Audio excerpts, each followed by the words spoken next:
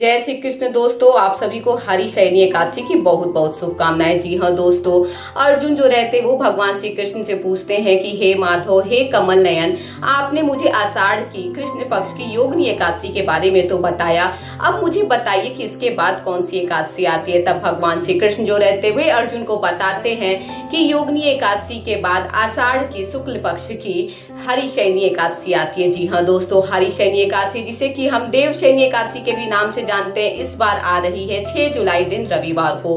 वैसे तो ये एकादशी दोस्तों 5 जुलाई को शाम में 6:58 पर लग जा रही है और ये अगले दिन यानी कि 6 जुलाई को रात्रि में 9:16 पर समाप्त हो जा रही है। तो उदया तिथि का मान रखते हुए, सूर्यदेव का मान रखते हुए दोस्तों इस एकादशी को हम लोग करेंगे 6 जुलाई दिन रविवार को।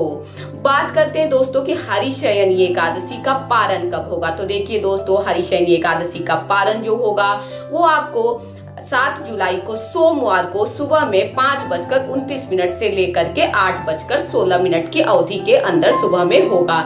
यहाँ मैं आपको एक बात बता दूं दोस्तों कि पारण का जो समय है वो थोड़ा बहुत क्षेत्र के हिसाब से ऊपर नीचे होता है।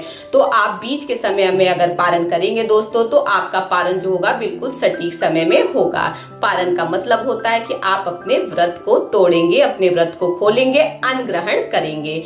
चलिए दोस्तों, अब बात करते हैं कि इस एकादशी को करने का लाभ क्या है। तो देखिए दोस्तों, हरि शयनी एकादशी जिसे कि हम देव शयनी एकादशी, पद्म एकादशी और आषाढ़ी एकादशी के नाम से भी जानते हैं, अगर इस एकादशी को आप करते हैं तो दोस्तों कहते हैं कि भगवान श्री हरि विष्णु की असीम अनुकंपा तो आपको प्राप्त होती ही है, साथ ही साथ माता लक्ष्मी की असीम अनुकंपा प्राप्त होगी। उसके साथ ही साथ दोस्तों कहते हैं कि अगर कोई दुर्घटना आपके साथ घटना घटित होने वाली होगी तो भगवान श्री हरि विष्णु के प्रभाव के कारण, इस एकादशी के व्रत के प्रभाव के कारण आपके साथ वो दुर्घटना घटित नहीं होगी। तो अगर चाहते हैं दोस्तों कि आपके साथ किसी भी प्रकार की अनहोनी नहीं हो तो ऐसे में इस एकादशी को जरूर करिए दोस्तों, इस मौके को अपने हाथ से नहीं जाने दीजिए।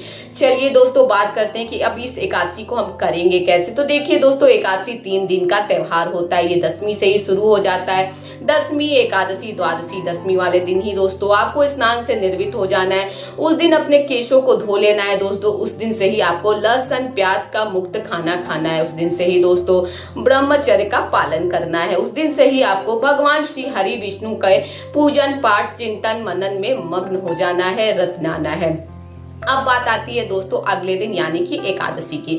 एकादशी वाले दिन आपको क्या करना है। तो देखिए दोस्तों, एकादशी वाले दिन आपको सुबह स्नान से निर्वित हो करके अपने अच्छे से पीले वस्त्र धारण कर लेने हैं। तब भगवान की, विष्णु भगवान की विधिवत तरीके से पूजा करनी है। भगवान को पीले खाद्य पदार्थ का भोग लगाना है, भगवान को पीले फल चढ़ाना है, भगवान के समक्ष दीप प्रज्वलित करना है, पीले रंग के पुष्प अर्पित करने हैं। उस दिन भगवान का विधि विधान से पूजन पाठ करने के बाद दोस्तों आपको एकादशी की व्रत कथा पढ़नी है। एकादशी की व्रत कथा पढ़ने के बाद भगवान की आरती करेंगे, साथ ही साथ माता लक्ष्मी की भी पूजा करनी है आपको। आरती करने के बाद घर में सबको आरती आप देंगे दोस्तों।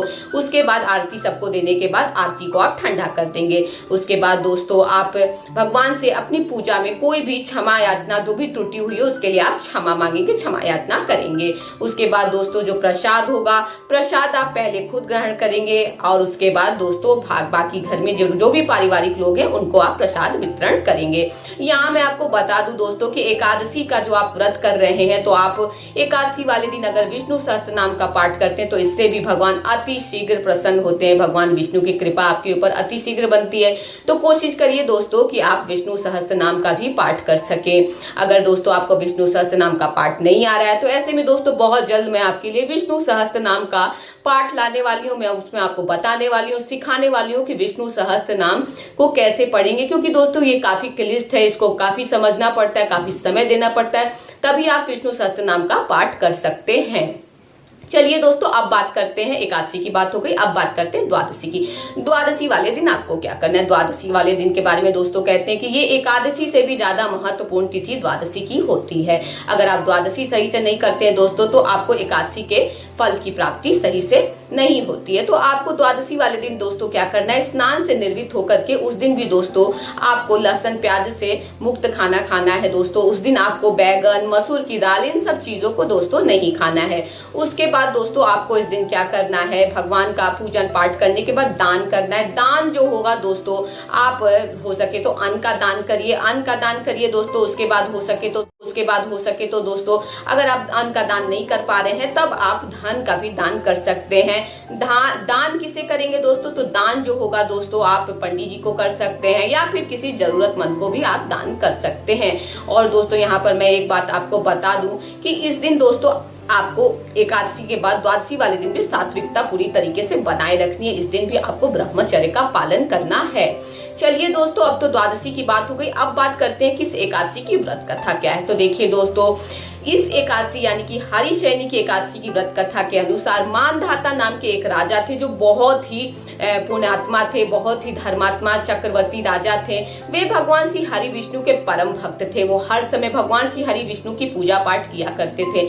एक समय की बात है दोस्तों कि उनके राज्य में सूखा पड़ जाता है, वर्षा नहीं होती है, चारों ओर त्राही त्राही मच जाता है। ऐसे में जो राजा रहते हैं काफी परेशान हो जाते हैं, अपने समस्याओं से काफी घिर जाते हैं। उनको समझ में नहीं आता है कि वो करे तो करे क्या। तो ऐसे में दोस्तों वो अपनी समस्याओं को लेकर के जंगल की तरफ विचरण करते हैं। उधर वो जाते जाते एक आश्रम में पहुंचते हैं। आश्रम में पहुंचे तो उनकी मुलाकात होती है दोस्तों ब्रह्मा जी के पुत्र अंगिरा ऋषि से। वो जब उनके से मिलते हैं तो उनके चरणों में गिर जाते हैं और अपनी परेशानियों को उनके समक्ष रखते हैं। तब अंगिरा ऋषि जो रहते हैं वे मानधाता राजा को बताते हैं कि आप आषाढ़ की शुक्ल पक्ष की हरिशयनी एकादशी को करिएगा। इसके प्रभाव से आपकी सारी समस्याओं का आपको समाधान मिल जाएगा।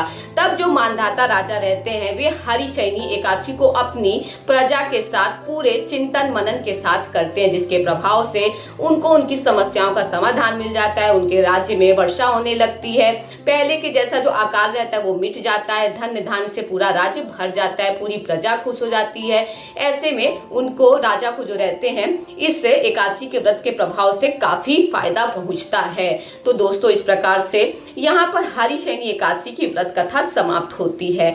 आशा करती हूँ दोस्तों कि आपको मेरा ये वीडियो पसंद आया होगा। अगर दोस्तों आपको मेरा ये वीडियो जरा भी पसंद आया हो, जरा भी हेल्पफुल लगा हो दोस्तों, तो कृपया मेरे चैनल को लाइक करिए, सब्सक्राइब करिए दोस्तों, ताकि मेरा उत्साह बढ़े और मैं आगे भी आपके लिए इसी प्रकार से अच्छी अच्छी वीडियो बना सकूं।